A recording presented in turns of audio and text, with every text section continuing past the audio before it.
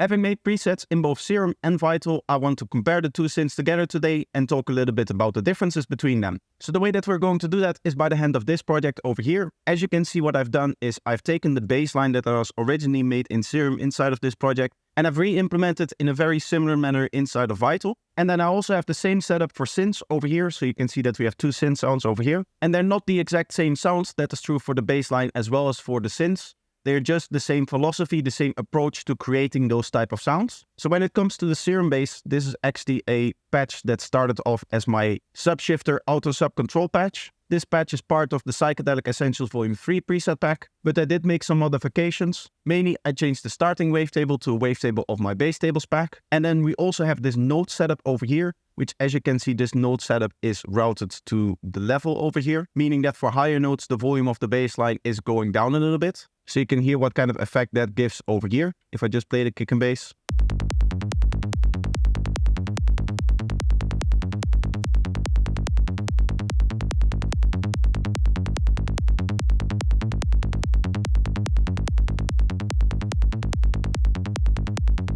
As you can see, it just gives a little bit more of a gluing effect. Now, I talked about this particular bass patch in a different video, so I'm not going to explain too much about it, like how all of the macros work and all of that kind of stuff. And of course, if you want to understand much more about kick and bass sound design, make sure to check out my ultimate guide. But re-implementing the same philosophy inside of Vital, what we get is a patch that looks somewhat like this. This is based on my auto bass patch from Synths Vitals Volume 1. And as you can see, I'm using the same wavetable over here, and it's the same kind of principle where we have a separated sub bass that has its own volume envelope. The other modification that I made is to this note value over here. And as you can see, what it's doing is it's doing the same thing. So where is the note? It's over here. As you can see, it's going for the lowest notes, it's applying no modulation, and for the highest notes, it will apply maximum modulation.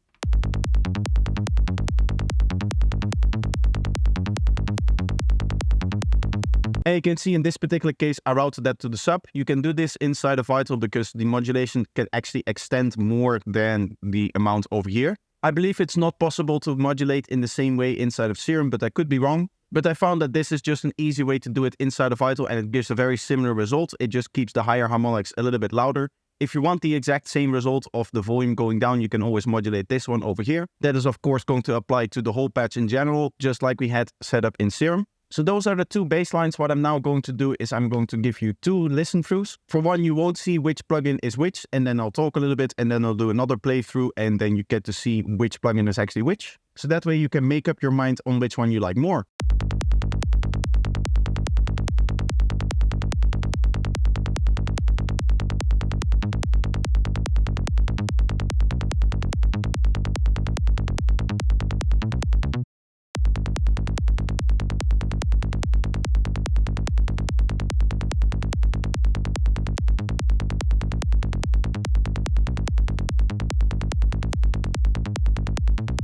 So to me personally, I like plugin B more. I just think it has a nicer click, a nicer transient. Now, obviously, when it comes to transient design and all of that stuff, you can dial in as much as you want. So say if one of the plugins is generating too few transient, you're just going to turn this up over here. In fact, the Vital patch also comes with just a general click enhancement over here, which you can dial in directly. When it comes to these two bass sounds, they were obviously made to do the same thing in that they're an automatic, clean bass line that you can use in your track inside MIDI without having to resample it. And that is the reason why both rely on a wavetable for processing, and the processing that is actually applied to the bass lines isn't doing any phase shifting.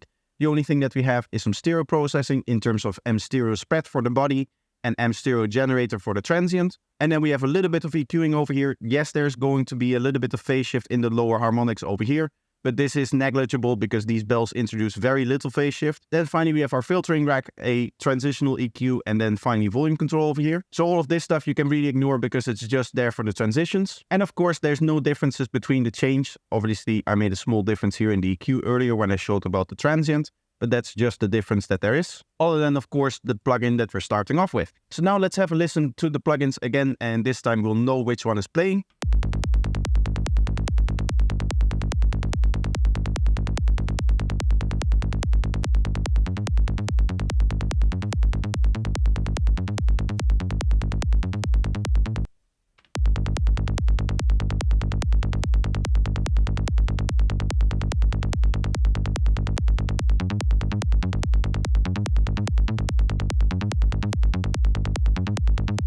So as I said, I like one of those plugins more than I like the other one. And in this case, the one that I like more is Serum. I think part of that has to do with the way that I set up the note thing over here. I think I would like it more on the volume itself. So I'm just going to try that.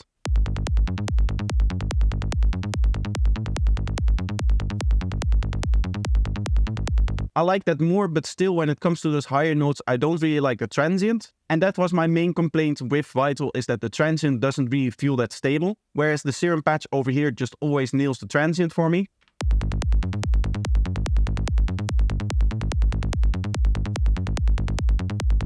It just sounds snappier, it sounds clickier, and overall it sounds nicer. And as I said, they are starting with the same waveform, so the transients should sound very similar. It just has to do with the way that the filter works and all of that kind of stuff, the differences between the actual plugins, of course. Now, for those questioning how different the different bass lines are, let's have a look. We're just going to have a look at the layers over here.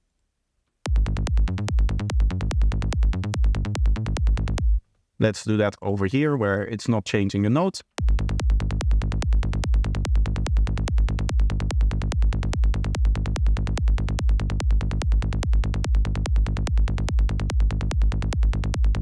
You can see it's very similar. Maybe that note values can go a little bit higher so that we get a little bit more volume. Or this over here, so that we match the volumes.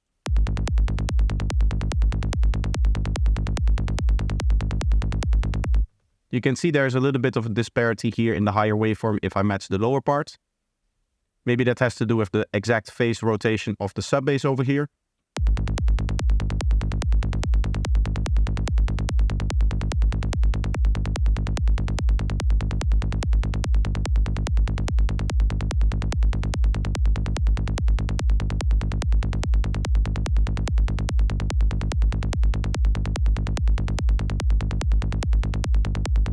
Now, as you can see, we're getting a very close match between those two bass lines. So again, we can compare them.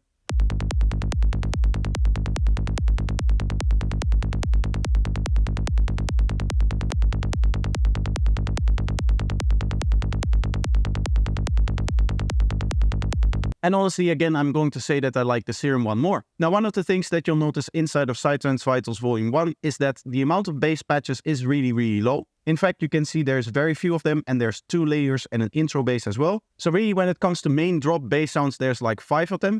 Now, one of the reasons why I did that is because the auto bass can cover such a wide range of bass sounds. Even with the original waveform in here, which obviously I replaced here to match the other waveform that we had in the Serum patch. But even with the original waveform, there's a lot of different styles of processing that you can get from just that one bass line. But the second thing is, a lot of my experiments when it came to creating bass in Vital really ended up failing because of like unstable issues. And what I mean by that is that with some configurations, yeah, you can get a decent sounding transient like we get in this case. But in other configurations, it just feels like Vital is really too unpredictable to get a nice, like, stable transient. And I remember that I had a few different bass patches that just didn't end up working because I couldn't get a nice, stable transient out of it. It would always sound a little bit different in terms of the transient. And of course, we cannot really have that, especially because I'm very known for basses that you don't have to resample. And that is what I also want to provide you inside of the preset pack. So as long as you don't process them with any excessive phase shifting, like in this case, as we said, there's this little EQ here, but this isn't going to do that much damage. But if you don't put in any multiband plugins, any crazy filtering, any high pass filters, that kind of stuff, as long as you don't do that, you can just keep this bass inside of MIDI. And that is true for all of the basses in the pack. But to be able to do that and to make sure that the user doesn't have to resample their bass, what we essentially need to guarantee is that it's stable, that it's always going to sound the same with every playthrough. Because you don't want a bass that is constantly changing in tonality. So for that reason alone, when it comes to bass design, I would suggest using Serum over Vital.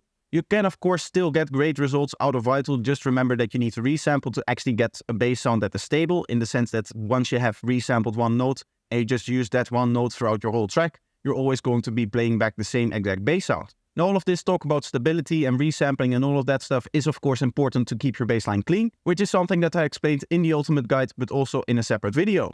Anyway, now let's have a look at the synth sounds over here. And when it came to the synth sound, what I did is I tried to make the same kind of patch, but with this philosophy that the synth gave me. What that means is when it comes to the Serum patch, we get something like this.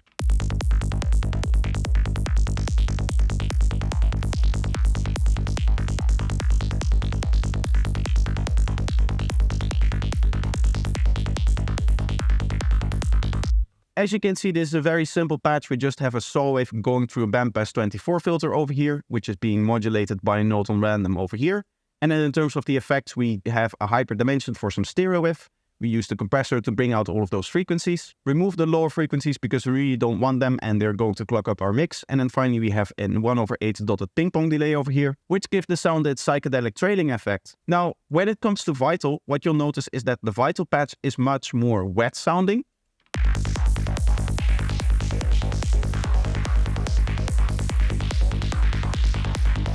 And the reason for that is if you try to emulate a patch like this, what you'll end up finding is that there's no real good way to just do stereo with. The only real way that you can do it inside of the effects is through the chorus over here, and that is what gives it its very wet vibe. Whereas in Serum, as you can see, there is that extra stereonizing effect, which is the hyper and a dimension, which ends up a little bit cleaner. So essentially what happens is the synth kind of pushes you towards a certain type of sound. And what I've noticed in general is that Vital tends to push you a little bit more towards the kind of wetter sounds, whereas Serum tends to be very clean in terms of its sound design, which means that when it comes to synths, they're really presenting you with a different philosophy. And this is nice because you can use that to your advantage and basically use both to have different categories of sounds in your tracks. It might be nice to have a very nice wet main melodic element, something like this.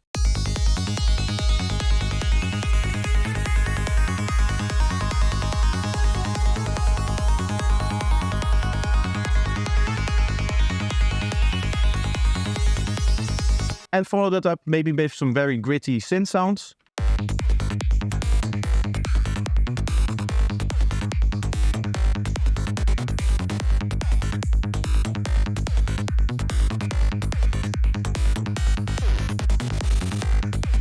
And hopefully you can hear the style difference between the two sounds in that this is a very wet sounding sound.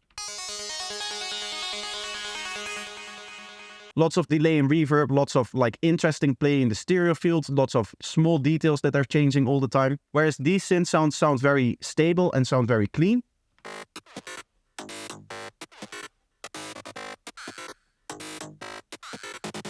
And that they're always going to be playing back in the same way and they're going to give you a very stable result. Now it might not surprise you, but this synth sound over here is made in Vital and all of these synths over here are made in Serum. These are all different Serum patches as you can see over here.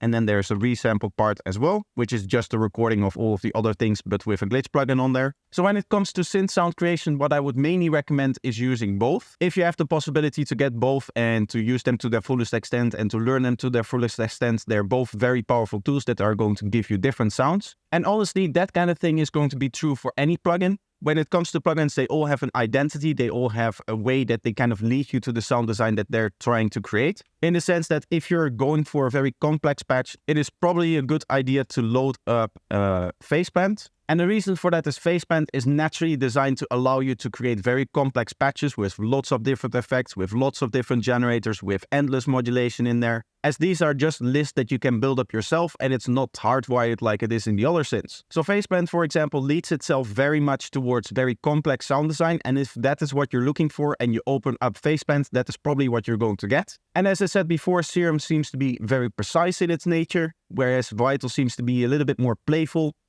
and a little bit wetter as well. So in conclusion, having both of them installed on your machine will allow you to make more varied sound design, as they're naturally going to push you into different ways of doing your sound designing, and therefore you're going to get different results. So that's going to be it for today. I hope that you enjoyed this video. Let me know which one of these two plugins is your favorite down below in the comments. And while you're there, make sure to like the video and subscribe as well. Another way to support the channel is by watching some more of my content, so I'm going to leave 2 videos up on the end cards for you to choose from. So just pick one and enjoy, and I hope to see you in the next one. Bye bye.